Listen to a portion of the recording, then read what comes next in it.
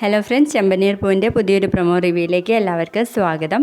അങ്ങനെ നമ്മുടെ ചന്ദ്ര രേവതി കൊണ്ടുവന്ന ആ ചായ എടുത്ത് എറിയാണല്ലോ. ആ സമയത്ത് നമ്മുടെ സച്ചിയും ശ്രുതിയും ഒക്കെ കൂടി അങ്ങോട്ടേക്ക് വരുന്നുണ്ട്.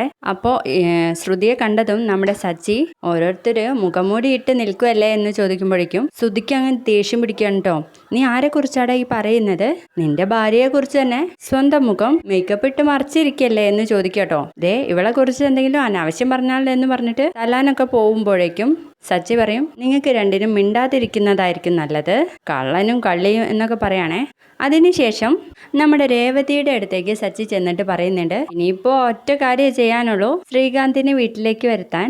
അപ്പോൾ എന്താ എന്ന് ചോദിക്കുമ്പോഴേക്കും നേരെ വർഷയുടെ വീട്ടിലേക്ക് ചെന്നിട്ട് വർഷയുടെ അച്ഛന് 2 കൊടുത്തിട്ട് ശ്രീകാന്തിനെയും വർഷയെയും എന്ന് പറയുമ്പോഴേക്കും നമ്മുടെ രേവതി സച്ചിയുടെ മുഖം പൊത്താണ് കേട്ടോ.